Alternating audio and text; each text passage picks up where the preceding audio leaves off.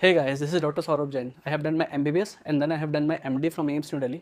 और आज इस वीडियो में हम बात करेंगे कि क्या गलतियां मैंने नीट के एग्ज़ाम के प्रिपरेशन के ड्यूरेशन में करी थी, वो गलतियां जो मैंने पहले करी थी नीट प्रिपरेशन में, जो गलतियां मैंने अपनी सुधारी नीट पीजी के एग्ज़ाम के टाइम पर, जिस कारण से मैं एम्स दिल्ली तक पहुंच पाया। तो आज इस वीडियो में मैं बात करूंगा उन गलतियों के बारे में जो मैंने नीट यूजी के टाइम पर करी थी, और अगर आज मैं दोबारा तैयारी कर रहा होता तो क्या गलतियाँ मैं नहीं करता फिर से, ताकि मेरा एग्ज़ाम जो है ईजिली निकल जाए। तो देखो, मैं अपने पिछले 15-17 सालों के एक्सपीरियंस से आपको बहुत ईजिली बता रहा हूँ कि पहली गलती जो मैं नहीं करता वो था, मैं एग्ज़ाम की उतनी स्ट्रेस नहीं लेता जितना मैंने एग्ज़ाम की स्ट्रेस ली थी। नीट का एग्ज़ाम आपके लिए बहुत इंपॉर्टेंट हो सकता है, पर वो लाइफ का आपका सिर्फ एक एग्ज़ाम है। आप अपने अभी जीवन के स्टार्टिंग के स्टेज में हो, आप एक एग्ज़ाम दे रहे हो, वो आपके जीवन का आखिरी एग्ज़ाम नहीं है, वो आपके जीवन का लास्ट गोल नहीं है। इसलिए जितना स्ट्रेस बच्चे लेते हैं और जितना स्ट्रेस मैंने खुद ने लिया था एग्ज़ाम की प्रिपरेशन के लिए, उतना स्ट्रेस अगर आज मुझे कोई कहेगा तो मैं नहीं लूँगा, क्योंकि वो इतना वर्थ इट नहीं है। बात एग्ज़ाम की नहीं है, बात यह है कि आपकी लाइफ भी चल रही है एग्ज़ाम के साथ साथ।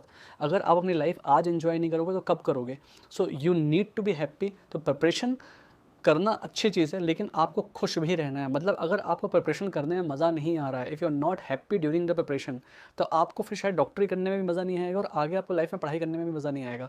सो try to be happy along with the preparation, and if you are not happy with this studies, तो आप इस पढ़ाई को छोड़ दीजिए। ये पढ़ाई आपको आगे भी खुशी नहीं दे पाएगी, क्योंकि डॉक्टर बनना एक बहुत लंबी जर्नी है। So what I want to say is that जितना स्ट्रेस बच्चे लेते हैं उतना स्ट्रेस नहीं लेना चाहिए। और अगर मैं दोबारा आज तैयारी करता तो मैं उतना स्ट्रेस नहीं लेता। सबसे बड़ी चीज़ जो मैं करता, अपने आप पे मैं काइंडनेस रखता और मैं इस बात पे भरोसा रखता कि जो भी होगा अच्छा होगा, एग्ज़ाम निकलेगा तो भी अच्छा होगा, नहीं निकलेगा तो भी अच्छा होगा। मैं अपनी लाइफ को एंजॉय करते करते प्रिपरेशन करता। अपनी पूरी प्रिपरेशन के चक्कर में अपने पूरे दिमाग की मैं मतलब बैंड नहीं बजा देता। ओके, पहली गलती।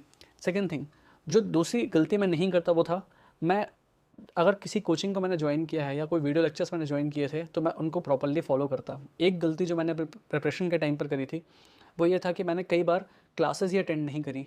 खास करके अगर फिजिक्स की कोई क्लास मिस हो गई, मान लीजिए 1-2 क्लासेस मिस हो गई, तो आगे पीछे का टॉपिक को लिंक करने में ही बहुत प्रॉब्लम होती थी। और एक बार अगर कॉन्सेप्ट आपका वीक छूट गया क्योंकि आपकी क्लास मिस हो गई थी, तो आगे चल के वो लॉन्ग टर्म की प्रॉब्लम बन जाती है। तो एक गलती जो मैंने करी थी कि मैं कोचिंग की कई बार क्लासेस मिस करी, स्किप करी, और हमारे टाइम पे कोई वीडियो लेक्चर्स की फैसिलिटी नहीं थी। तो आज मैं बच्चों को सलाह ये देता हूँ कि अगर आपने कोई कोचिंग ज्वाइन करी है तो एक बार एटलीस्ट कोचिंग क्लास को ढंग से बैठो, ज्वाइन करो और टॉपिक को अपना जितना स्ट्रॉन्ग कर सकते हो कर लो। एक बार आपका कॉन्सेप्ट ढंग से बन गया, उसके बाद फिर आपको क्वेश्चन प्रैक्टिस करनी है।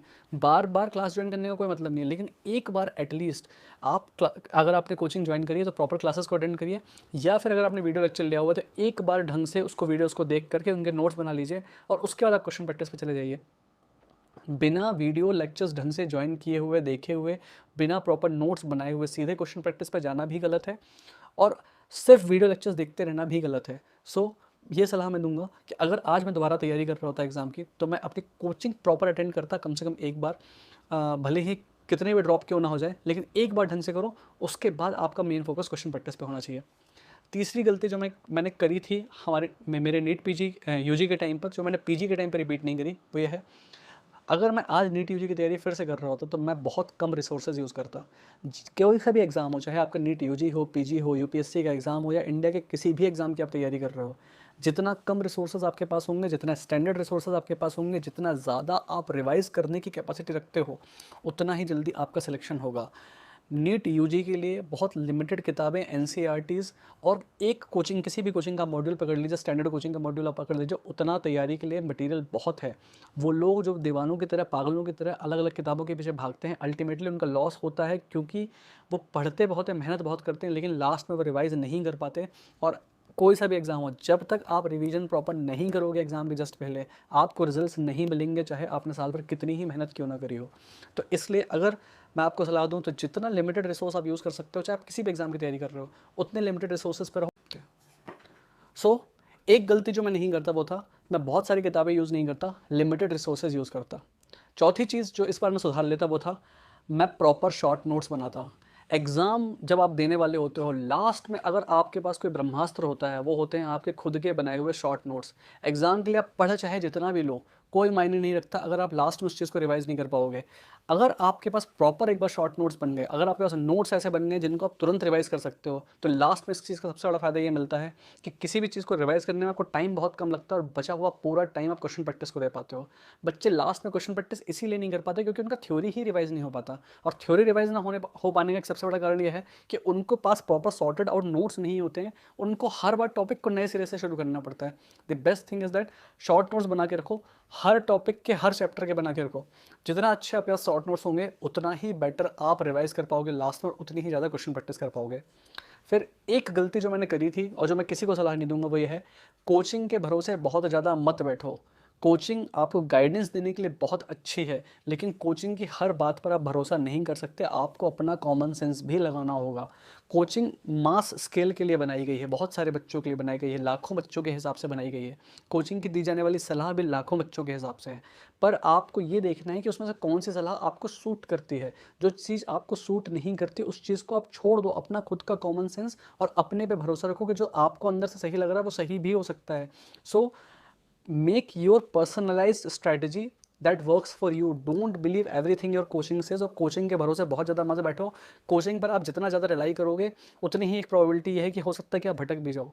जब मैंने एम्स पीजी के लिए तैयारी करी थी तो मैंने ना तो कोई कोचिंग ज्वाइन करी थी, मैंने कोई सा भी मटेरियल किसी भी कोचिंग का नहीं लिया था।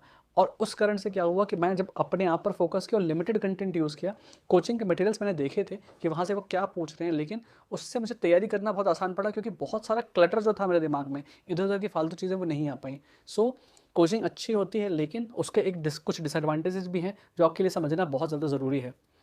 फिर देखो, एक गलती जो मैंने करी थी, जो मैं दोबारा अगर मैं कभी तैयारी करता नीट की तो मैं नहीं करता, वो था मेरी पूरी स्ट्रैटेजी बेस्ड थी फिजिक्स पर। मैंने फिजिक्स पर बहुत क्वेश्चन प्रैक्टिस करी, जितनी मैं कर सकता था उतनी करी, बेतहाशा करी। लेकिन उससे हुआ क्या, मेरी बायो और केमिस्ट्री वीक छूट गई और बाद में मुझे समझ में आया कि NEET is not a game of intelligence. आप कितनी ही इंटेलिजेंट हो कोई फ़र्क नहीं पड़ता, अगर आप एग्जाम में स्कोर नहीं कर पा रहे तो आपका इंटेलिजेंस किसी काम का नहीं है। और एग्जाम में स्कोर आप तभी कर सकते हो जब आपकी बायो अच्छी हो और जब आपकी केमिस्ट्री अच्छी हो।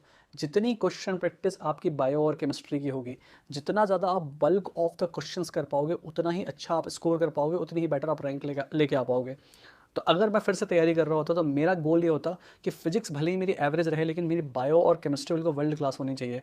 और अगर वो मेरी वर्ल्ड क्लास है तो उसके बाद मैं फिजिक्स पे जितना टाइम बचा हुआ है वो दे सकता हूँ, लेकिन फिजिक्स मेरी लीस्ट प्रायोरिटी होनी चाहिए, ना कि फर्स्ट प्रायोरिटी।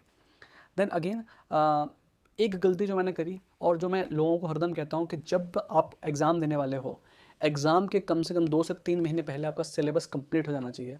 कोचिंग्स ख़त्म होती थी फरवरी में, मेरा सिलेबस हर बार फरवरी में ख़त्म होता था। उससे होता यह था कि लास्ट के 2 महीने ही केवल मिलते थे, वो पूरा थ्योरी रिवाइज करने में ही चले जाते थे। मेरी आपको सलाह ये है, अपना सिलेबस दिसंबर तक कंप्लीट कर लो ताकि लास्ट के 5 महीने 4 महीने आपको क्वेश्चन प्रैक्टिस के लिए मिले।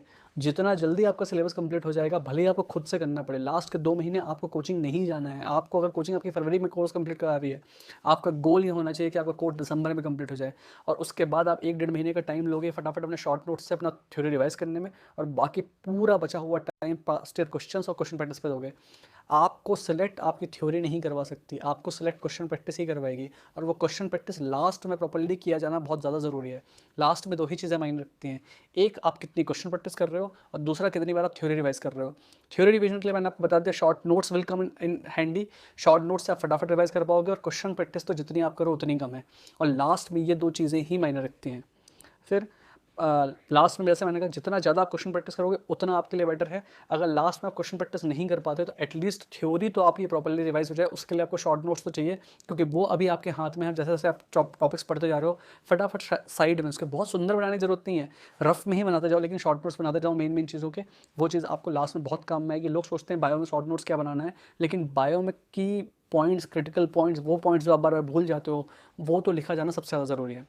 देन अगेन एक गलती जो मैंने करी थी, कुछ मेरे दोस्त थे जो बहुत नेगेटिव थे, जिनके साथ में लास्ट तक मेरी दोस्ती बनी रही, लेकिन मुझे बाद में समझ में आया कि नेगेटिव लोगों के होने से आपका खुद का दिमाग कितना ज़्यादा भटकता है और कितना ज़्यादा आपको अपने आप को नॉर्मल करने में टाइम लगता है। कुछ टीचर्स थे जिनको मैं बहुत ज़्यादा मानता था, लेकिन वो टीचर्स भी बहुत नेगेटिव थे। वो कुछ ऐसी बात बोल देंगे जो आपको बुरी लग जाएगी, या कुछ ना कुछ नेगेटिव ऐसा बोल देंगे आपके बारे में जिससे आपको नॉर्मलाइज होने में टाइम लगेगा। तो हर कोई आपका गोल नहीं समझता, हर कोई आपके ड्रीम्स नहीं समझता, हर कोई आपका टैलेंट नहीं समझता, और हर कोई आपकी मेहनत नहीं समझता, और सबसे बड़ी बात, हर कोई आपकी लाइफ नहीं समझता। आप जितना अच्छे से अपने आप को समझते हो दूसरे लोग उतना नहीं समझते हैं। So don't take everything others say to you very seriously. और खास करके टीचर्स, अगर आपको लगता है कि कोई टीचर आपका नेगेटिव हो, आपको मोटिवेट करने के बजाय उससे बात करके आपको ख़राब फील होता है, मत बात करो ऐसे लोगों से। दुनिया में बहुत अच्छे अच्छे लोग हैं, बहुत अच्छे लोग हैं जो आपको मिल जाएंगे। हमको ख़राब लोगों के साथ ही रहना ज़रूरी नहीं है। And last but not the least, एक गलती जो मैंने बच्चों को करते हुए देखी है और जो मैंने खुद ने भी करी थी, जब आप एग्ज़ाम की तैयारी कर रहे हो पैसे की परवाह मत करो। आपको जिन किताबों, जिन वीडियो, जिन टीचर्स, जिन लेक्चर्स की रिक्वायरमेंट है, जिस कोचिंग की रिक्वायरमेंट है, अपने पेरेंट्स से प्रॉपर उस चीज़ को शेयर करो। और अगर आज आपको लगता है कि कुछ पैसा आप पर लग भी रहा है तो आप मान के चलिए लॉन्ग टर्म में आप वो रिकवर कर लोगे। लेकिन अगर आज आपने पैसा बचाने के चक्कर में अपनी प्रिपरेशन में कोई भी कमी छोड़ दी, तो वो चीज़ आप बाद में अपने आप को भी माफ़ नहीं कर पाओगे, क्योंकि आपको लगेगा पैसा तो बहुत छोटी सी चीज़ थी, जो टाइम आपका चला गया ना वो टाइम वापस नहीं आ सकता। So don't care about money at this stage of time. पैसा उतना इंपॉर्टेंट आपके लिए नहीं है, लेकिन आपकी खुद की प्रिपरेशन बहुत इंपॉर्टेंट है, क्योंकि वो आपको लाइफ टाइम काम में आएगी। So take care of your health, don't care about money that much at this duration of time, stay with positive people, keep in connection with me. जितना मैं आपकी हेल्प कर पाऊंगा इस साल प्रिपरेशन के लिए, उतना जितना जितना मेरे बस के अंदर उतना मैं डेफिनेटली आपकी करूँगा। अगर आपको किसी भी चीज़ में प्रॉब्लम है, या तो आप मुझे टेलीग्राम पर सीधे मैसेज कर सकते हैं, यूट्यूब पे आप मुझे कमेंट कर दीजिए। आपके सारे हर एक बच्चे का कमेंट मैं पढ़ता हूँ, मैं रिप्लाई भी करता हूँ। और अगर आप मुझे कुछ किसी पर्टिकुलर टॉपिक पे चाहते हैं कि मैं वीडियो बनाऊँ, definitely comment it, I will make a video on it जितना जल्दी मैं बना पाऊँगा। So I hope you guys are preparing well. अभी आपके पास 8-9 महीने का टाइम बचा हुआ है। Keep working hard, keep hustling, and let's meet at AIIMS someday. Thank you.